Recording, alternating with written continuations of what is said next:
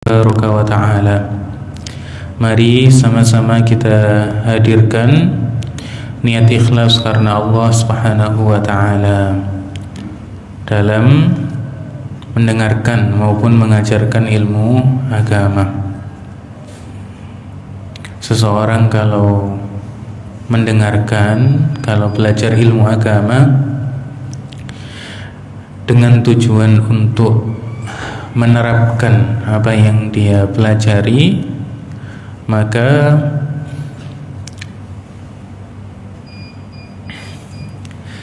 semakin bertambah ilmunya, juga akan bertambah sikap rendah hatinya. Sikap rendah hati dalam kepribadian kita itu sangat penting. Berbeda kalau ada seseorang yang rajin dalam mempelajari ilmu agama, bukan untuk dia terapkan, akan tetapi untuk menampakkan kepada masyarakat, kepada manusia yang lainnya, bahwasanya dia memiliki wawasan yang lebih luas, memiliki wawasan yang lebih tinggi daripada yang lain, untuk menyombongkan diri. Maka semakin bertambah ilmunya, semakin bertambah wawasannya, bertambah pula kesombongannya. Makanya penting kita menata niat kita, bahwasanya kita belajar ilmu agama, mendengarkannya ataupun mengajarkannya, diniatkan ikhlas karena Allah Subhanahu wa ta'ala. Gimana kabarnya bapak-bapak, ibu-ibu? Selamat menjalankan ibadah puasa.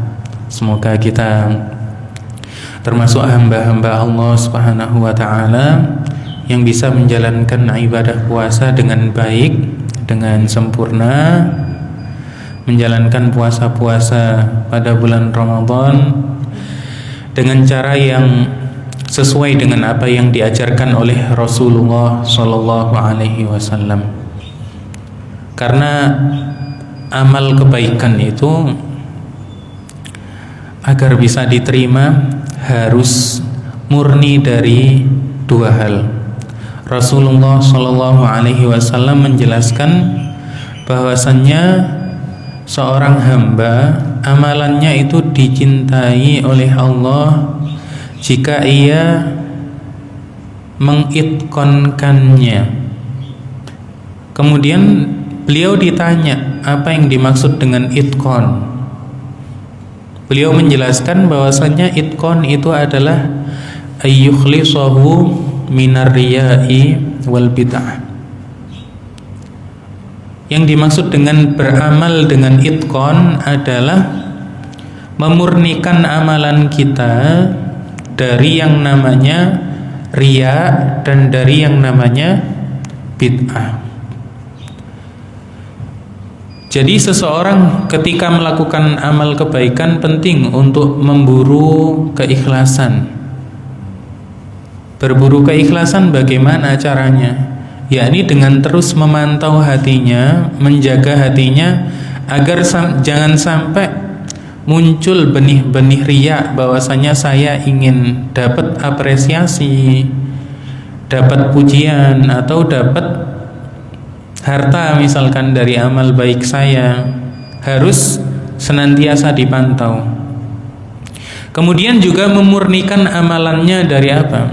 Dari yang namanya bid'ah, yakni penyimpangan-penyimpangan yang tidak sesuai dengan apa yang diajarkan oleh Rasulullah.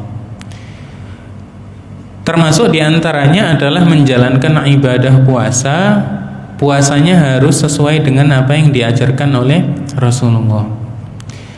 Alhamdulillah, puji syukur kepada Allah, ada namanya Yayasan Syahama, singkatan dari Syabab Ahlus Sunnah wal Jamaah, yang memang yayasan ini menyibukkan para anggotanya, para pengurusnya untuk mengajarkan ilmu-ilmu Ahlus Sunnah wal Jamaah yang memang diambil dari para guru yang sanadnya bersambung kepada Rasulullah Shallallahu Alaihi Wasallam.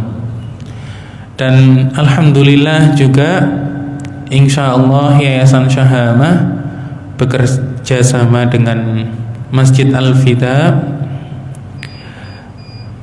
mendirikan daras atau ta'lim pada bulan Ramadan di setiap hari insya Allah, yang insya Allah akan dilaksanakan setiap ba'da asar. Jadi setelah melaksanakan sholat asar secara berjamaah, kita biasanya sebutnya sholat asar.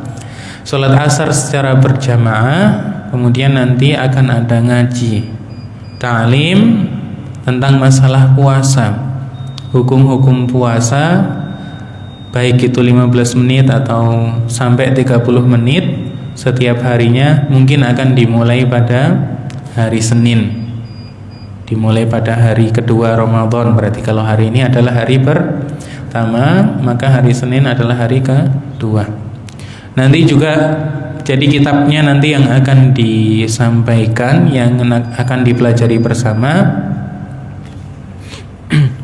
namanya adalah kitab Irsyadul Anam, yang kemudian juga nanti akan disampaikan pembahasan-pembahasan terkait masalah akidah, membahas tentang aqidatul muslimin. Jadi kami mengundang dan juga mengajak serta mengingatkan para hadirin, bapak-bapak, ibu-ibu, dan juga mas-mas maupun mbak-mbak dan adik-adik untuk giat dan semangat. Karena kalau dibandingkan membaca Al-Quran pada bulan Ramadan itu pahalanya luar biasa seandainya dibandingkan dengan hari-hari yang lainnya, asalkan bacaannya benar, panjang pendeknya benar, memperhatikan makharijul hurufnya, dan juga memperhatikan apa? Memperhatikan keikhlasan niatnya. Panjang pendeknya juga diperhatikan. Tapi yang lebih dari itu, jadi membaca Al-Quran itu bagus, tidak dipungkiri kebagusannya, asalkan dengan cara yang tadi disebutkan. Tapi ada juga yang lebih dari itu. Kalau kita di bulan Ramadan semakin giat membaca Al-Quran, maka jangan kalah semangat untuk mempelajari ilmu agama.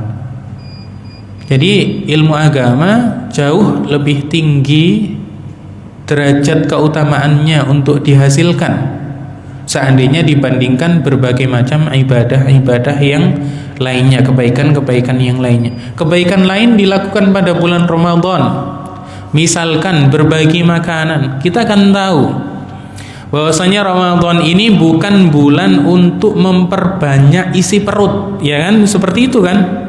Bukan waktunya untuk balas dendam ketika waktu berbuka puasa, bukan kan?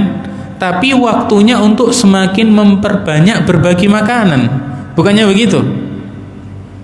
Bukan memperbanyak makanan di dalam perut kita, tapi memperbanyak untuk berbagi makanan. Bukankah di antara hikmah puasa, ketika seseorang puasa itu kan menahan diri dari makan dan minum mulai kapan? Mulai waktu subuh masuk. Artinya mulai terbitnya fajar shadiq sampai tenggelamnya matahari penuh. Jadi nunggu tenggelamnya matahari, bulatannya penuh, nunggu tenggelam secara penuh, nggak ada bulatan matahari yang terlihat, baru boleh berbuka puasa. Jadi yang dimaksud dengan sabdanya Rasul bahwasannya disunnahkan untuk bersegera berbuka puasa adalah ketika benar-benar yakin bahwa apa? Bahwa matahari itu sudah benar-benar tenggelam bulatannya secara penuh, nggak ada yang tersisa lagi, yakni di ufuk tidak tampak lagi matahari. Terus bagaimana kalau tertutup gedung misalkan? Kalau tertutup gedung, maka dilihat ke arah timur. Kalau di arah timur, jadi kalau tenggelamnya di sebelah sana, kita lihat ke arah timur.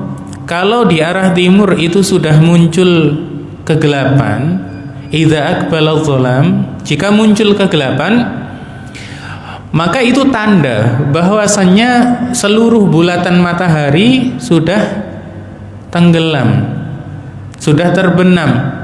Karena kalau kita lihat di sebagian daerah, karena tertutup gedung yang tinggi, mungkin 1/4 jam sebelum maghrib sudah tidak terlihat lagi.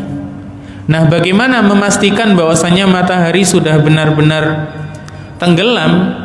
Yaitu dilihat dari arah timur. Jika sudah muncul kegelapan di ufuk timur, maka itu pertanda bahwasannya matahari sudah tenggelam, sudah terbenam sepenuhnya. Sebelum itu, sebelum matahari benar-benar tenggelam sepenuhnya, tidak boleh berbuka puasa. Kurang 1 menit tenggelam, dia berbuka duluan. Seperti yang dicontohkan di sebagian video. Sebagian orang apa yang dilakukan? Kurma itu tidak ditaruh di wadah, Pak, tapi ditaruh di mulut. Jadi ketika ada bunyi Allahu Akbar untuk azan gitu, langsung dia yang pertama kali. Bukan begitu maksudnya. Tapi yang dimaksud bersegera berbuka puasa itu jika apa? Jika sudah benar-benar yakin bahwa matahari itu sudah tenggelam sepenuhnya. Kalau belum, haram hukumnya berbuka puasa. Jika dia tetap memaksakan diri berbuka puasa, maka apa? Puasanya batal dan harus diqadha. Tinggal 1 menit. Di situ letaknya ilmu. Manfaatnya bagaimana? Ilmu. Nah, dari menahan puasa di waktu yang sudah saya sebutkan tadi, yaitu mulai terbitnya fajar hingga tenggelamnya matahari, hingga terbenamnya matahari, apa sih yang kita rasakan? Bukannya lapar, baik yang masih muda maupun yang sudah usia lebih tua dari dia, ataupun anak-anak kecil, sama-sama masih merasa lapar. Makanya ketika dikatakan wajib bagi seorang wali untuk memerintahkan putra-putrinya yang sudah genap usianya 7 tahun. 7 tahun apa? Komariah. Makanya bapak-bapak, ibu-ibu, kalau punya putra-putri atau misalkan baru dilahirkan, dicatat. Misalkan tanggal 1 Ramadan lahir, dicatat. 1 Ramadan 1443, atau misalkan 15 Sya'ban 1443, dicatat. Biar tahu anak saya kapan usianya genap 7 tahun.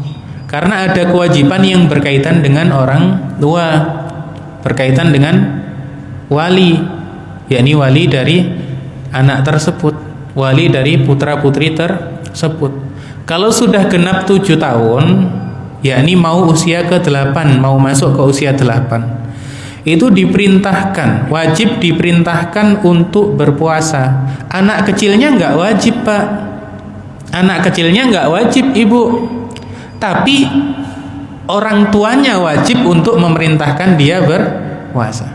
Kata para ulama, idza ataqa as-siyam, jika keduanya memang mampu untuk berpuasa. Kemudian dijelaskan bahwasannya yang dimaksud mampu atau tidak mampu tidak terletak pada ketika anak kecil bilang, ayah lapar, bunda lapar. Bukan dengan sekedar anaknya bilang ayah lapar, kemudian wah anak saya nggak mampu untuk puasa, Ustaz. Tidak. Karena yang kecil maupun yang dewasa kalau puasa pasti lapar. Terus gimana maksud dari para ulama yang menyatakan bahwasanya dia mampu untuk berpuasa? Terus yang dimaksud dengan tidak mampu itu yang bagaimana? Yakni jika seorang anak dalam kondisi yang lemah sekira dalam kondisi ini kalau dia berpuasa tidak makan seharian penuh, maka akan membahayakan dirinya. Di situ yang dimaksud dengan tidak mampu. Kalau dia mengeluh lapar, suruh tahan, nggak usah dihardik yang kasar begitu, dibiasakan dilatih dengan lemah lembut. Tapi perintahnya kepada anak nampak sekali keseriusannya. Jadi serius, tapi nggak usah terlalu galak, biar anak itu terdidik akhlaknya, tahu bahwasanya puasa ini benar-benar penting. Apa manfaatnya? Nanti kalau sudah balik, sudah wajib bagi dia untuk berpuasa, maka apa? Maka dia sudah terbiasa sejak sebelum balik.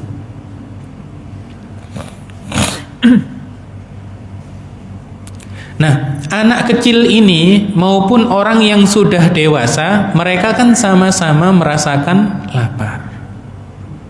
Antara orang miskin dengan orang-orang kaya, mereka sama-sama merasakan lapar.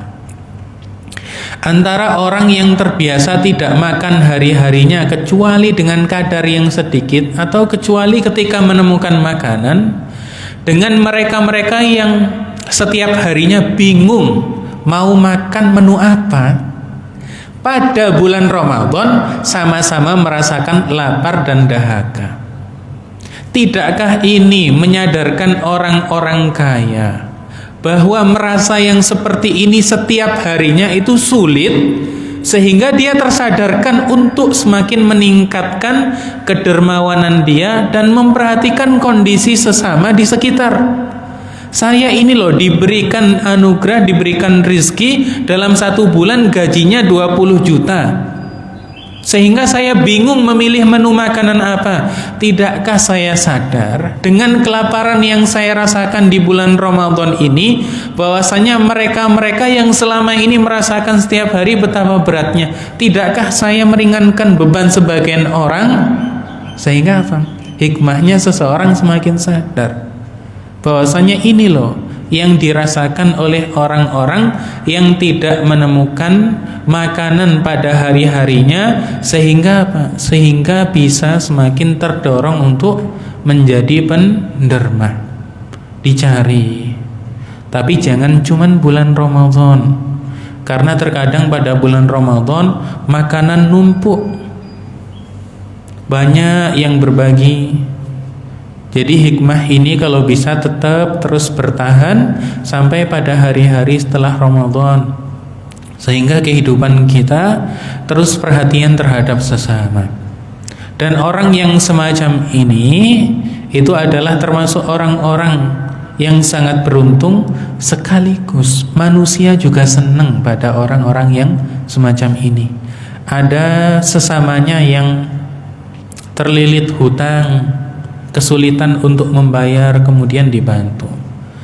Ada tetangganya yang sehari-harinya makannya cuma bisa sekali, atau diusir dari tempat tinggalnya, dari kontrakannya, kemudian dibantu.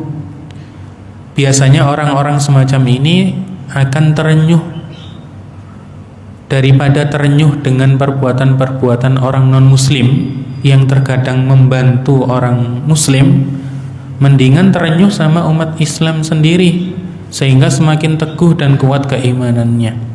Karena dikhawatirkan sebagian kefakiran itu Pak menyebabkan kekufuran. Maksudnya gimana sebagian kefakiran menyebabkan kekufuran? Karena sebagian orang kafir keimanannya tidak terlalu kuat, kemudian dalam kondisi-kondisi ekonomi sempit dia dibantu oleh orang-orang non-muslim, kemudian diseret menuju agamanya dan ditunjukkan agama mereka penuh dengan kasih dan sayang, sementara umat Islam yang lainnya nampak di hadapan dia seolah-olah tidak peduli, sehingga dia apa? Tersentuh.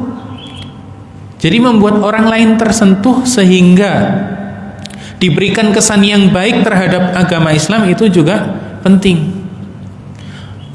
Termasuk salah satu diantaranya kisah yang terjadi dengan seorang soleh namanya Sahal. Pernah dengar Pak?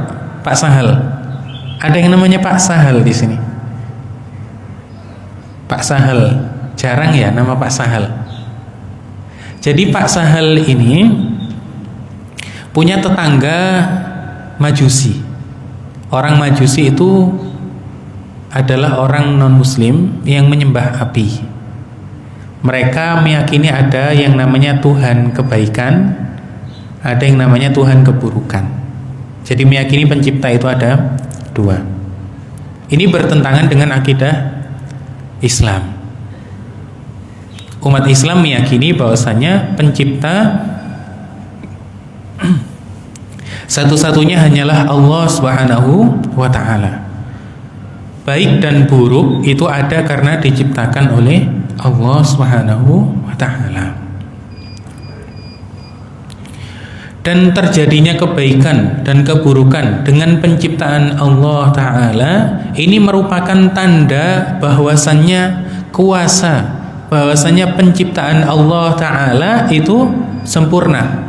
Seandainya dikatakan yang baik terjadi karena diciptakan oleh Allah, kemudian ada yang mengatakan yang buruk terjadi karena diciptakan oleh syaitan, berarti apa?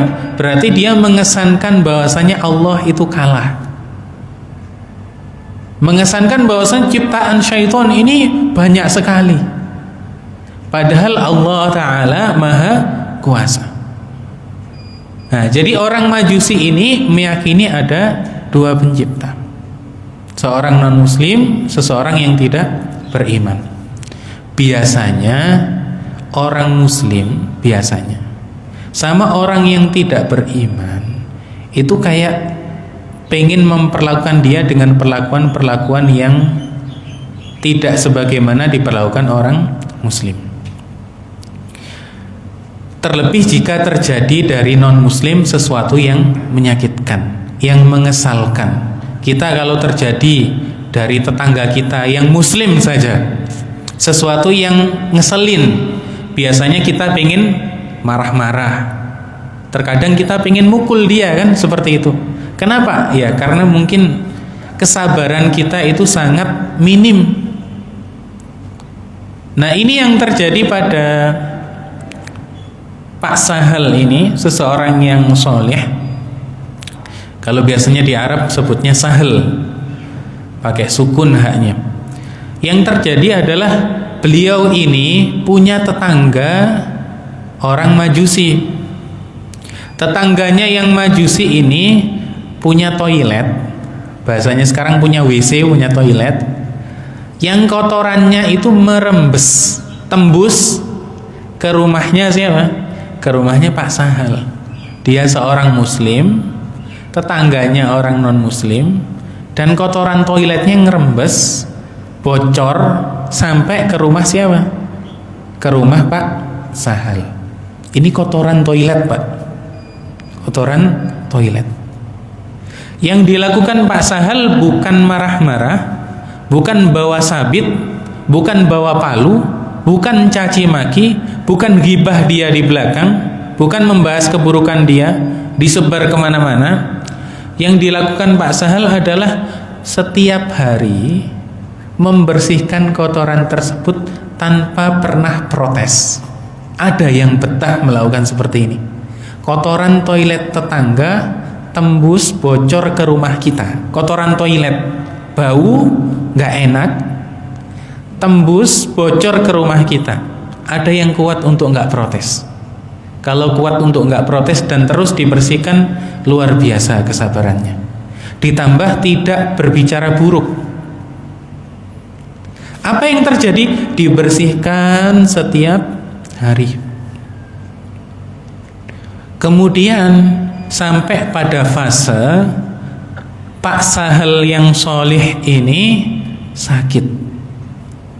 Orang kalau sudah mulai beranjak tua, kemudian menderita suatu penyakit, biasanya memiliki rasa khawatir bahwa ia akan meninggal sebab penyakit tersebut. Biasanya begitu.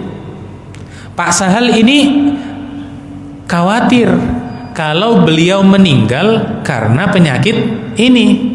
Kondisinya juga sudah seperti itu. Akhirnya tetangganya ini yang Majusi dipanggil. Ya tetangganya dipanggil, ya datang, diundang datang sama Pak Sahal ini. Kemudian ketika datang dijelaskan, setelah bertahun-tahun, setelah begitu lama kejadian tersebut, dijelaskan dan ditunjukkan bahwasannya kotoran toilet dia selama ini bocor tembus ke rumah Pak Sahal, dan setiap hari dibersihkan, terus dibersihkan tanpa protes. Diceritakan kepada orang Majusi ini. Mungkin kalau sekarang sambil matanya berlinang mendengar cerita seperti itu. Kemudian Pak Sahal menjelaskan, selama ini saya bersihkan kotoran toilet tersebut, tapi kamu lihat kondisi saya sekarang sudah seperti ini. Beliau menjelaskan kalau seandainya beliau wafat, beliau meninggal, khawatir putra-putrinya, ahli waris ya nih, nggak tahan dengan kondisi seperti ini, sehingga nanti cekcok. Untuk mencegah terjadinya ini loh, Pak Sahal memanggil tetangganya tadi. Lah tetangganya tadi kan fokus sama sesuatu yang menunjukkan betapa sabarnya ini gitu. Dia mengatakan, jadi selama ini Anda bersabar menahan hal yang semacam ini, sementara, kata orang Majusi tadi, sementara saya berada dalam agama yang selain Islam gitu. Akhirnya apa? Orang Majusi tadi minta diajarin masuk Islam, diajarkan kepadanya untuk mengucapkan 2 kalimat syahadat, sehingga dia mengucapkan 2 kalimat syahadat, asyhadu an la ilaha illallah wa asyhadu anna muhammadar rasulullah, dan masuk Islam. Masuk Islam dengan 2 kalimat syahadat. Salah satu apa? Salah satu hikmah dari kesabaran.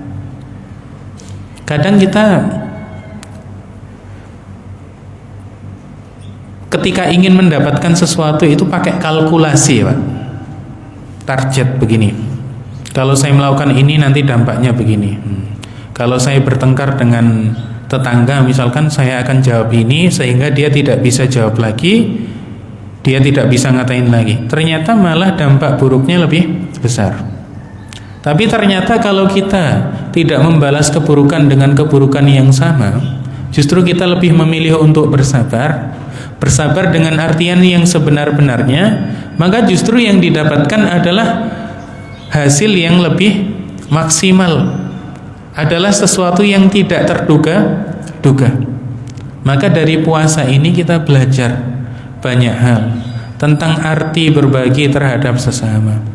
Diperhatikan, kalau memang makanan dibagikan pada waktu menjelang berbuka puasa, sudah banyak sekali yang berbagi. Kita cerdik dikit lah, bahwasanya yang lebih awet itu apa? Misalkan kurma.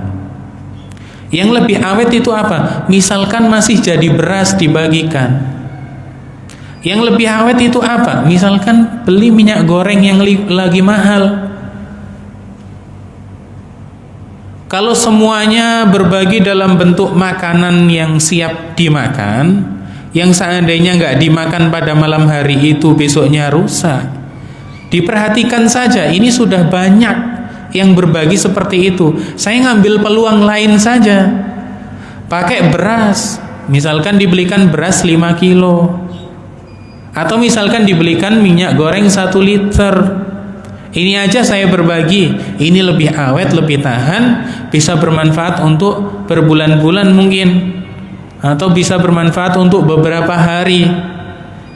Atau kalau dilihat ini kayaknya nggak ada yang bersedekah untuk berbuka puasa, saya ambil peluang, jadi begitu.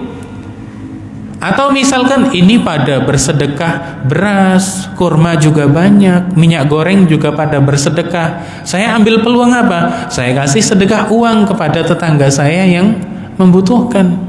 Dicari peluang-peluang. Misalkan ada yang sedekah begini, sudah dibagikan ini, sudah dibagikan itu. Kalau saya tambah lagi takjil, nanti malah rusak dan gak kemakan. Saya kasih saja uang untuk tetangga saya. Daripada di situ numpuk berpiring-piring atau berbagai macam takjil di rumah dia, di rumah lain juga sama, sudah saya kasih dalam bentuk beras misalkan. Jadi meningkatkan kedermawanan, tapi sambil kita cari peluang. Apa sih yang lebih bermanfaat untuk tetangga-tetangga kita yang membutuhkan? Ini juga menambah keakraban antar sesama muslim. Yang satu memperhatikan yang lain. Seorang mukmin dengan mukmin yang lain itu kan ibaratnya satu bangunan, Pak. Seperti bangunan.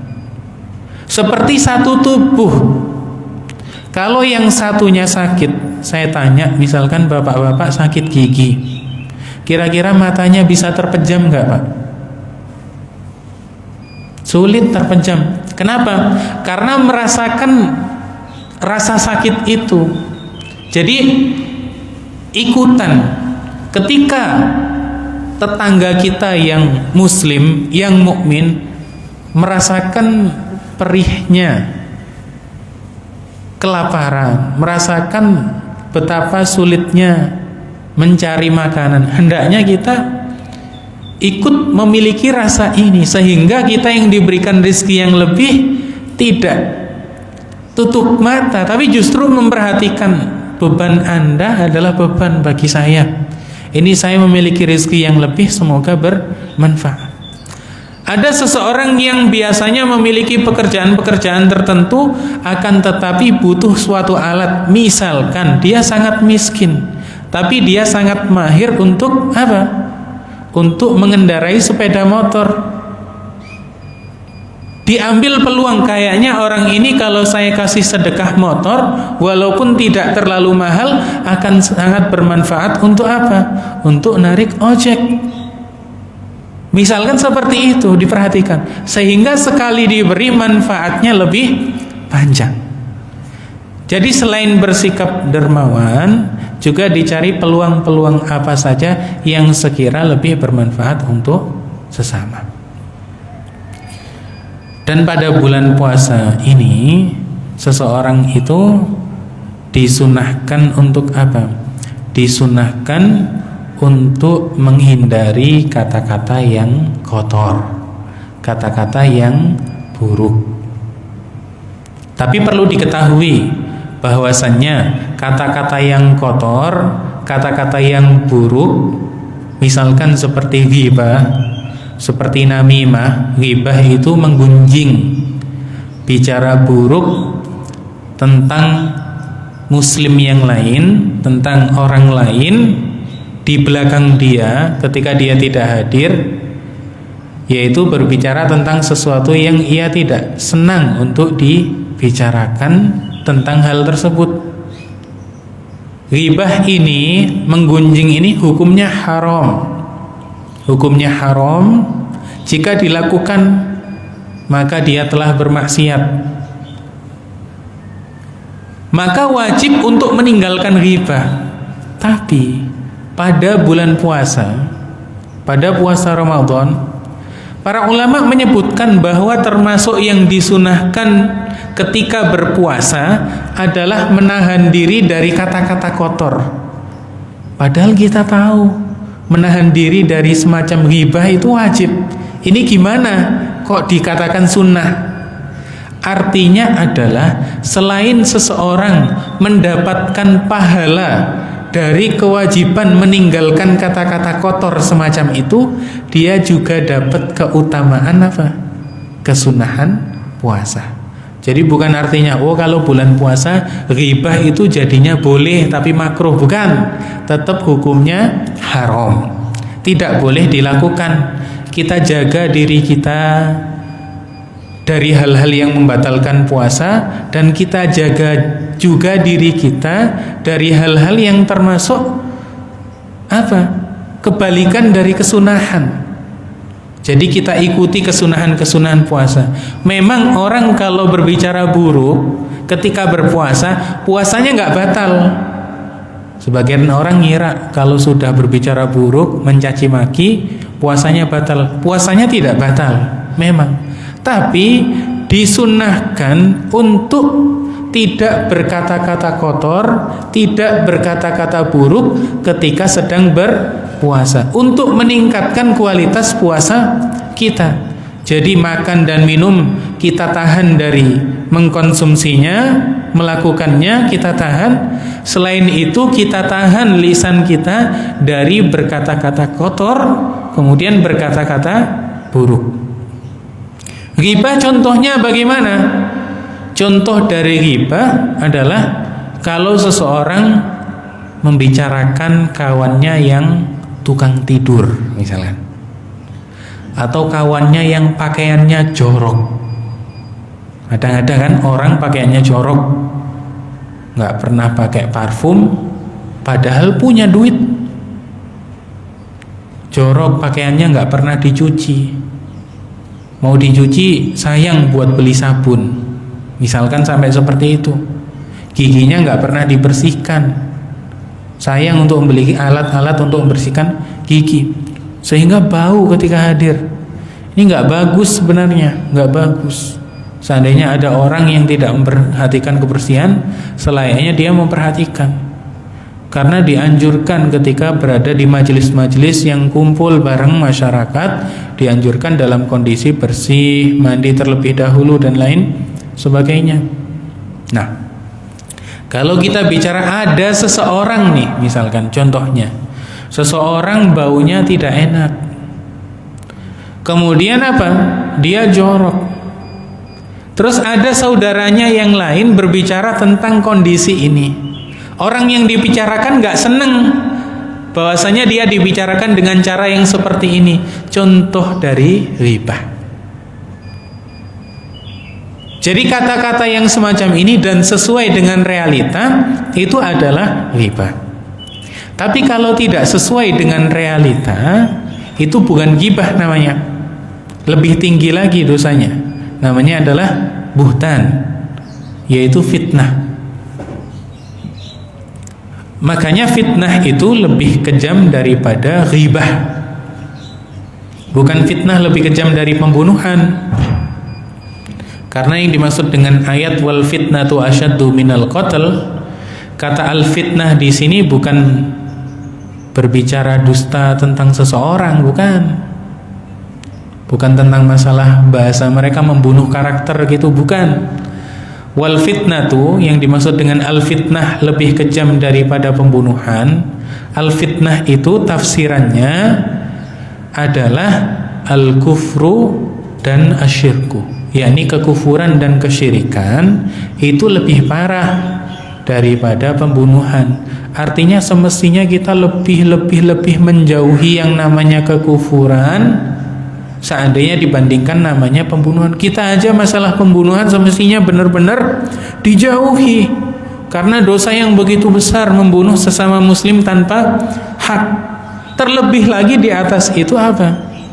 Di atas itu yang namanya kekufuran. Bukankah Rasulullah menjelaskan bahwasanya seseorang itu bisa merasakan manisnya iman dengan apa?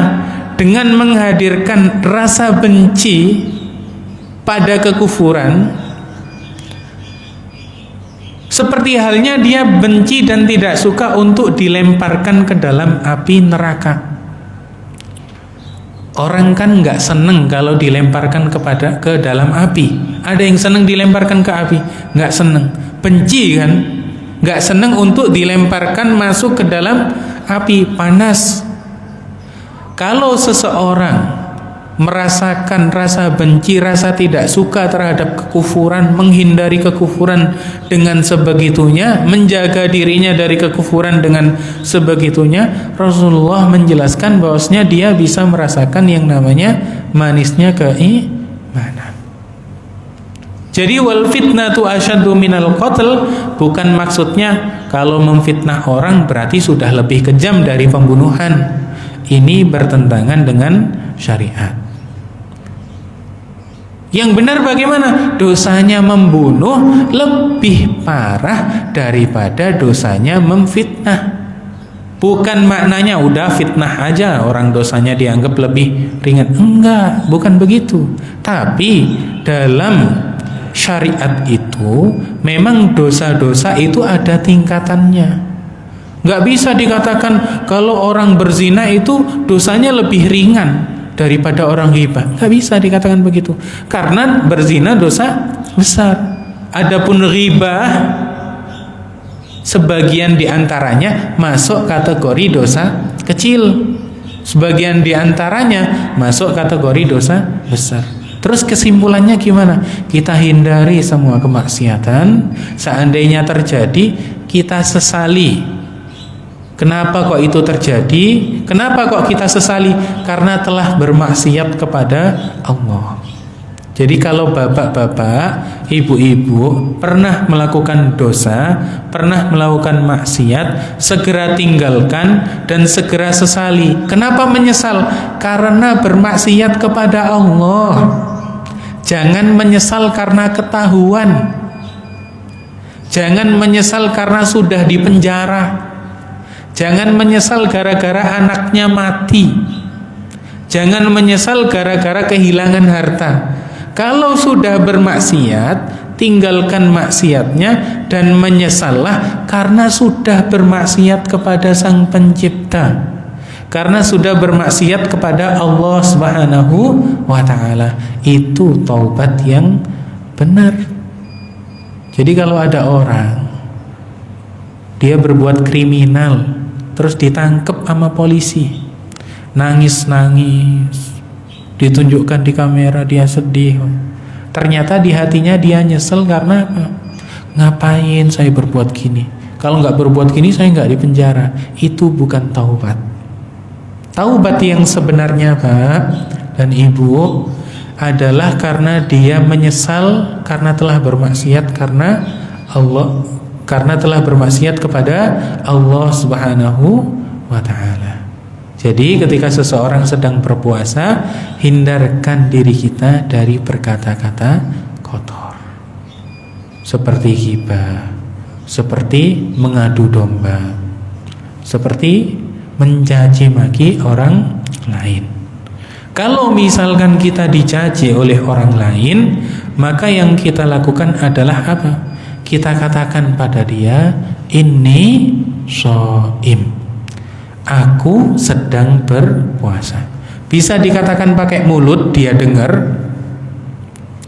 Bisa juga dikatakan pakai hati, artinya diungkapkan pakai hati saja, untuk mengingatkan pada diri kita untuk tidak membalas keburukan dengan keburukan. Semoga kita termasuk orang-orang yang bisa menjalankan puasa kita dengan baik, dengan sempurna, sesuai dengan apa yang diajarkan oleh Rasulullah. Jika ada yang ditanyakan, saya persilahkan. Di sesi tanya jawab kepada semua yang akan bertanya, silakan bisa materi yang disampaikan atau materi yang lain.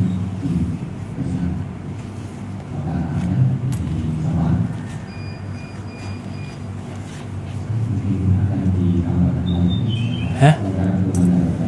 Gimana? Dilanjut.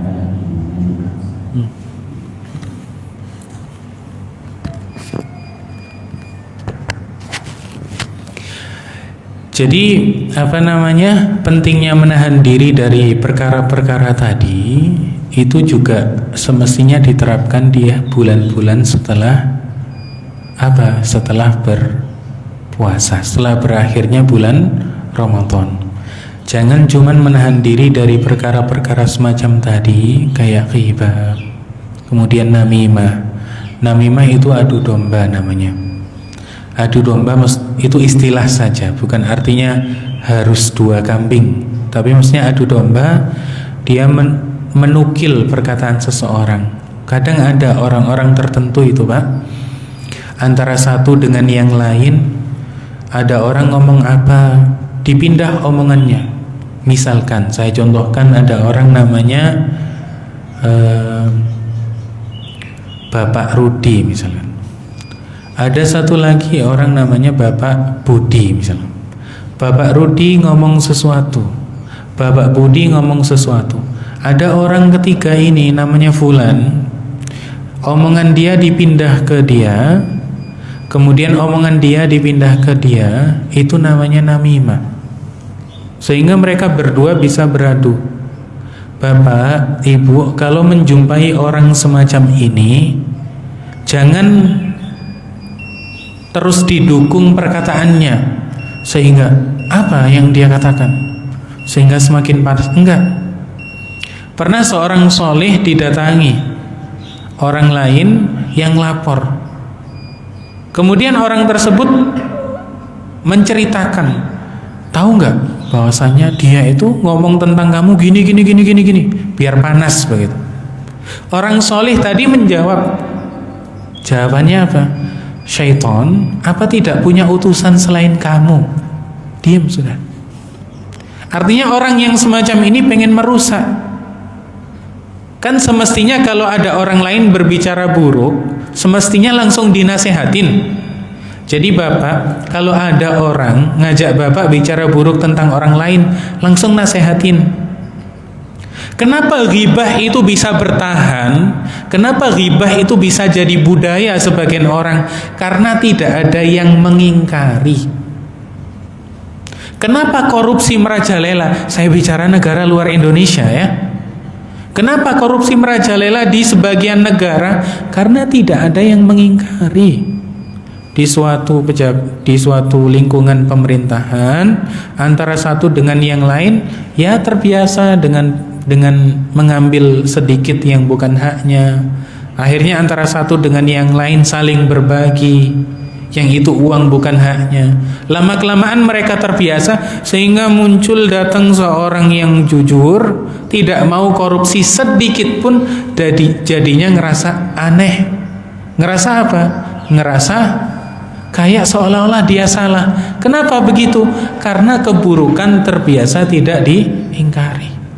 Jadi berbicara buruk tentang orang lain itu tidak menjadi baik walaupun sudah terbiasa di kalangan masyarakat.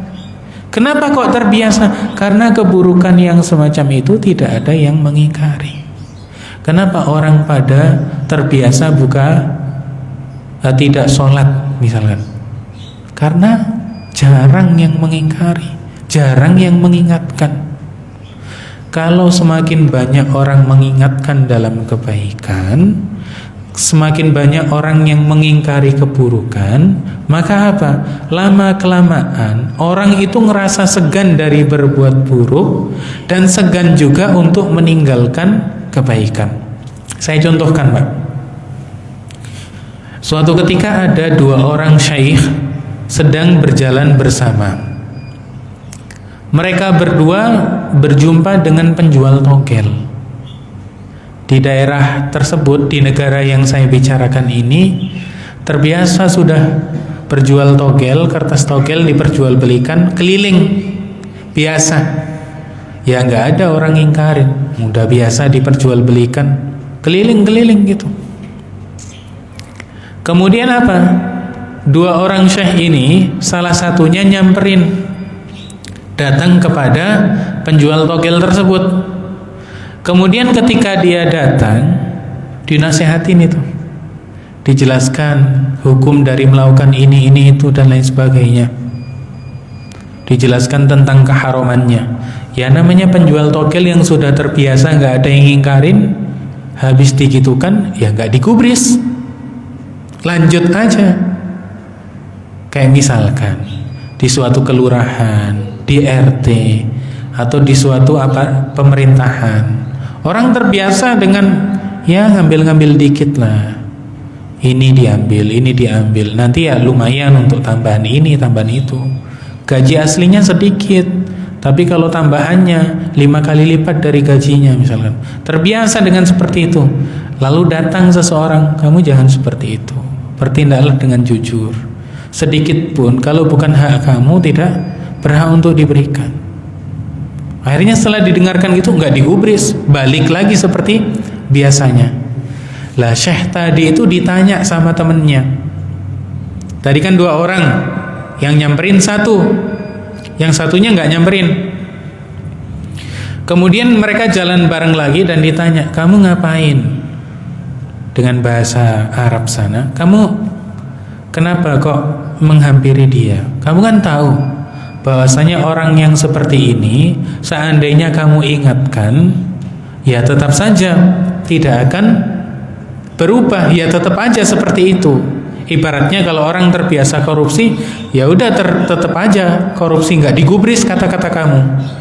Apa jawaban dari Syekh yang mengingatkan tadi? Saya ingin mengesankan pada dia bahwa tidak semua orang setuju dengan perbuatan dia. Jadi terkadang kita menyampaikan kebenaran kepada seseorang yang terbiasa berbuat maksiat, seandainya kita kasih tahu tidak menggubris, paling tidak tersampaikan pada hatinya bahwa tidak semua orang setuju dengan perbuatannya. Perlu dicoba, Pak, dengan cara santun, dengan cara yang baik. Mungkin saja orang tersebut berubah jadi lebih baik sebab perkataan kita. Dan bahkan mungkin orang itu perubahannya menjadi jauh lebih baik dari kita. Terkadang seorang ustadz menyampaikan kebenaran, menyampaikan kebaikan, ternyata jamaahnya yang mendengarkan menerapkan lebih baik, sehingga apa? Jadi lebih mulia menurut Allah Subhanahu wa ta'ala. Inna akramakum indallahi atqakum. Sampai di sini dulu kajian pada pagi hari ini. Semoga, dan kembali lagi saya ingatkan bahwa setiap harinya insya Allah, jika tidak ada kendala, kita akan ngaji bareng di tempat ini setelah sholat asar. Setelah sholat asar berjamaah langsung ngaji bareng. Kalau ada tetangganya, saudaranya, diajak bareng, atau misalkan pasangannya diajak bareng hadir. Untuk apa? Untuk sholat berjamaah, kemudian ngaji. Kemudian ngaji sebagai bekal yang memang ingin benar-benar kita terapkan. Barakallahu fikum, semoga bermanfaat. Kita baca tahlil dan sholawat. La ilaha illallah, la ilaha illallah, la ilaha illallah. Allahumma salli ala sayyidina Muhammad wa ala alihi wa sahbihi wa sallim. Allahumma salli ala sayyidina Muhammad wa ala alihi wa sahbihi wa sallim. Allahumma salli ala sayyidina Muhammad wa ala alihi wa sahbihi wa sallim. Rabbi ghfirli wa liwalidayya wa lil mu'minina wal mu'minat walhamdulillahi rabbil alamin. Barakallahu fikum. Assalamualaikum warahmatullahi wabarakatuh.